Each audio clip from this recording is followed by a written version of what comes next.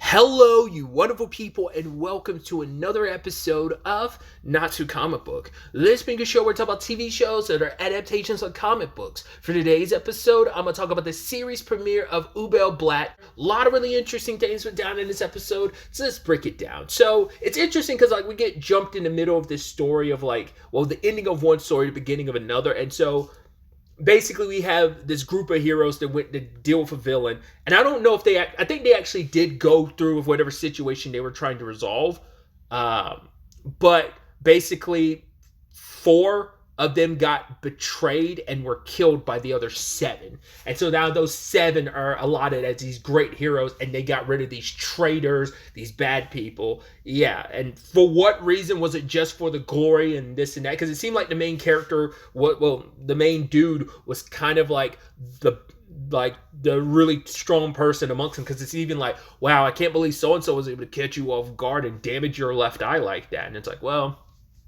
so what my point being, we get introduced to the world 20 years later, because it's like a 20-year time skip from that to the rest of the episode, and so we don't fully know what the state of the world was beforehand, like how much of this, some of these institutions already existed, and how much of it exists now purely because these 7 heroes were allotted to kind of do what they did and kind of reign supreme. And it's a story of revenge at the heart of it. Kind of I guess it's a slight spoiler, because I think I remember reading the premise to this, and the synopsis on Prime Video kind of says this. It's not expressly said in the episode, but, when we meet Coinzel, it's like, well, if you noticed, his left eye is cut, and that guy that died at the beginning, and this is a story of revenge. So it's not expressly said, and who knows how long you'll be. Maybe it's the next episode. It might be a while. It's that thing of, I guess it's kind of, you slightly understand and you think that's what this is, but it seems like a reincarnation revenge story. I've read enough to be like, oh, is that what this is? Because I think I remember reading that, but whatever the case may be. So I'm curious how that works. Was it like did Coinzel already exist, and Home Dude, like when he died, got resurrected, did he take over someone that already existed? Like, did Coinzel already exist and he took over his body? Or was it more of a reincarnation thing, specifically of, oh, a new life was being born in this world and then you came into that new body in that way? Or how did that happen? Why did it happen? Like, is it some like god or goddess that bestowed this upon you? Like, how, like, I doubt it was a magic you performed on yourself. Like, not unless there's someone else that did this because they needed you, because they're motivated by their own revenge too. Who knows? But yeah, we're living in a world 20 years later where these heroes have been allotted and they have so much control. And there's this particular monastery that's oversaw by one of the heroes. So I don't know if it's like Home Dude is like a church leader now, and is it just this one monastery? Because I think this is supposed to be like maybe his territory. Maybe it's like each one has their 7 territories that they run. There's a lot we don't know. Like I said, we're getting smack dab in the middle. There's not a lot explained about, like, well, where do those 7 heroes stand now? Like, do they meet up every once in a while? Is it a thing of their territories are divided? Do they all stay in one area? Do they kind of do their own things? But this monastery basically has you paying to.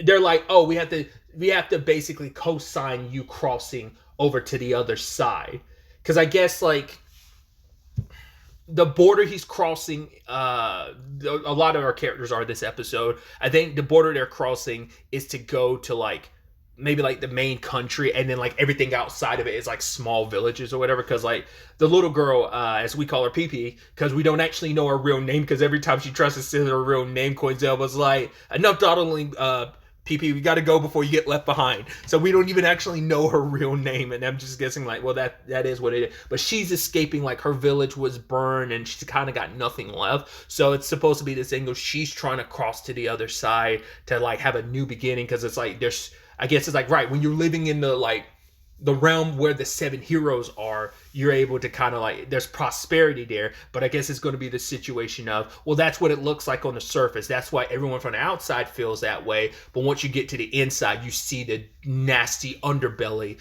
I mean, obviously this was all started on the sacrifice and betrayal of you killing your allies and friends and making them out to be traitors. So, and obviously the foundation was rotten to begin with. So But yeah, they are straight up executing people for being stowaways, because in their minds it's like, oh, you're not virtuous enough. Like the fact that you would do something as criminal as that is like, that's hardcore. Like I thought they were just going to hang them up, and then they hanged them up and then like stabbed them with spears. I was like, Jesus, that's extra brutal. I thought, I mean, it would have sucked either way, but I'm like, I thought you were just going to like hang them, but it's like you hung them just so you can stab them. I was like, that's brutal. And they were about to do the same thing to Pee, like, which is like, oh, that's sad. That's a little girl they were willing to do that to. But it's like, hey, we've got no biases. Like, man, woman, or child, you cross that line, we will kill you, even though they're supposed to be these divine entity. But Coinzel showed up to try and be like, yo, this is my sister. Hey, we have different mothers. That's why we look different. But the guy's like, all right, how about we sacrifice two? Like, how about we execute 2 more people today? But then, I don't know how I'm going to butcher it, because a lot of this is like, I mean, I'm basing on it all. It seems like it's a lot of German, which I'm like, I'm going to be butchering a lot. Was it Veld? The guy that shows up to save them and bails them out, but he does it by like paying off and bribing the head honcho at this monastery.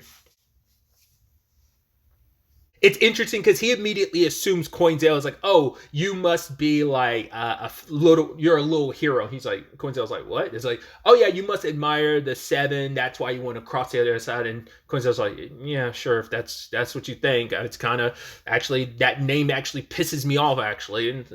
But the monastery soldiers show up because they're like, oh, you paid him off, but you need to kind of grease our palms. And it's like, that's the virtue they look for in people. It's like, oh, it's not like they're these religious zealots, but they're scumbags at the bottom of it, because like, hey, we pay for people to cross. Like, if you pay us enough money, you can cross. So it's like, hey, you paid him some money, paid him some good money. How about you pay us some more? And then Coinzel proceeded to slash and kill everyone. It's like, oh, looking at it, you're like, oh, this is going to be, and even looking at this in opening, you're like, oh, this is going to be one of those very, very bloody type of series. You're like, oh man, there's going to be a lot of blood spraying all over the place. I mean, any anime could, even a shonen could, but I guess it's being a seinen series, it's gonna be extra dark and bloody in that capacity. But nevertheless. And I guess like the easiest way to deal with those bodies of those people who killed was just like, yeah, let's toss them in the water. It's funny because it's like, he was showing no concern for PP after he threw her in there, just because it's like, right, we don't want you basically being used as like a hostage or you getting hurt and all this. So it's like, hey, I'm just, without wanting to pick you up because I heard there's some guys coming, so I just threw you in the water. And then she pops up later, she's like, oh my god, I can't believe you just threw me in the water. I'm like, oh, I guess she probably didn't witness you brutally murdering all those guys. Jesus, I couldn't get that word out. And he's like, oh, come on, let's go. Because home dude, Weld, is going to hook him up with a smuggler. Her name's Altea. She's the leader of this group. And there's kind of like an underground, like, people live here, but though, as long as you keep it, like, as long as they're not known to be smugglers or stowaways, they're perfectly fine. I mean, who knows? Like, that's kind of like this underground section, I guess, of people who are there. Like, I don't know if those are people who are part of Altea's organization, or are they just people who are stowaways themselves waiting there for their opportunity to leave, because we don't know what the general like city vibe is. We see like the monastery, like this is the border here, but once again, there's like, we're thrown in a smack dab of stuff, and we don't really know the grand scale of things, of like, is there, I mean, it does seem like it is a city, but we haven't really interacted with the city. So that passageway they go to where Altea like kind of tavern is, like, I don't know, like, because specifically everyone there was being charged with being like a smuggler or whatever. So that's why I'm like, it seems like that's kind of her den, and it's not regular people that are there. They're just kind of like I said, maybe people who are all a part of her organization, whatever the case may be. Monastery dude was kind of like, yeah, that was, we heard whispers about this. We're going to make a great cleansing, and go in there and proceeded to try and kill everyone. The guy that ratted them out ended up getting got, but he was like, no, you promised it because I told the truth. He's like, see, and because he told the truth and he's dead now, but oh, God will forgive him and welcome him, yada, yada, yada. It's just like that fake, that fanaticism that is obviously fake, and you're just terrible, once again, scumbags. So went to immediately murk everybody. Luckily, Coinzel was there and proceeded to murk everyone, except he let the main guy go. And he's like, oh, you kind of shouldn't have done that, because now he's coming back with fervor, because I guess he hires that guy who shows up later on with that magic sword. I guess he's a hired gun type of situation. But Altea, recognizing how strong Coinzel is, it's like, okay, she tried to use a very specific route that the monastery doesn't know about previously, but it didn't work out. And we find out why, because this secret passageway has become riddled with monsters, and there's one in particular that shows up again. It apparently has shown up 3 years ago, and when she looks at Coinzel, all she sees is someone that she knew 3 years ago. I don't know if that's like, maybe that was a lover, maybe that was like a brother, or maybe it was just a friend. Whatever the case may be, it seems like he died. And for her, like, when it seemed like Coinzel got hurt, not just hurt, murked, she kind of broke down, because she was just like, oh my god, it's happening again. So it took Weld like doing his thing, fighting his thing. But even he was kind of outmatched. I wondered if there was something with the whole moonlight thing, because Coinzel was like, oh yeah, like it's a moonlit night. And I was like, is that something? Because I was like, so far you just seem like a very skilled fighter. It doesn't seem anything like there's anything crazy about you. But then it seemed like you got killed, maybe you just got knocked out, but the moment, like, because the thing had smashed open the roof of that and exposed like the moonlight, and it came in and hit him. So I'm like, I don't know if it's what that is. Maybe it has something to do with the constitution of, like, I don't know if that's something specific to Coinzel, like, once again, maybe specific to that body, or is it maybe his a constitution of his circumstances of you being, once again, hijacking this body, being reincarnated into this body, whatever the case may be. But it's like, does he feed off the moonlight or something like that? But I'm wondering what that is. That's why I was like, maybe there's like some moon goddess or whatever, kind of like a moon god. And I was about to say like Tsukiyomi, like maybe it's kind of like a Tsukiyomi type of god type of thing that bestowed him these powers, and maybe that's why the moonlight is so important. Like, it gives him an extra boost or whatever. Pure speculation. Like I said, there's just so much we don't know in this situation. But he was able to kind of slice that thing and kill it finally. To be fair, like, he struck it hard enough, but the first blow didn't go through. So when Weld ended up attacking it in that same spot, it cracked. So this time his slash went through.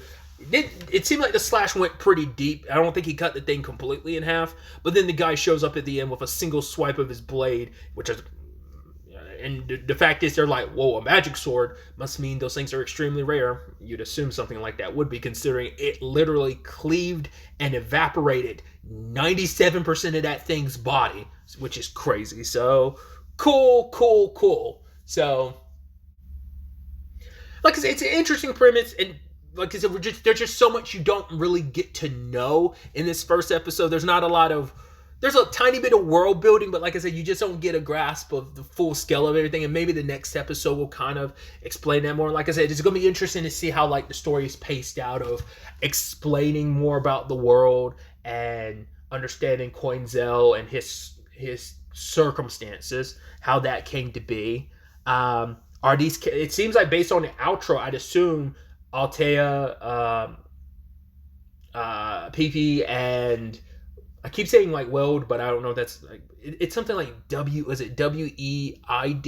I'm butchering the name, but it seems like those three are going to be accompanying him. But then we see like one or two other characters in the outro, so I'm like, I didn't know if this is going to be like a solo journey he's taking, or is it now? It seems like he's kind of got a squad, which is kind of like worrying, because you're like, well, that squad could always get murked, and these are characters you could get attached to that just die. So I'm like I said, I'm curious to see the structure of the story. Is it going to be like, well, I'm sure he's going to go after the 7 heroes one at a time.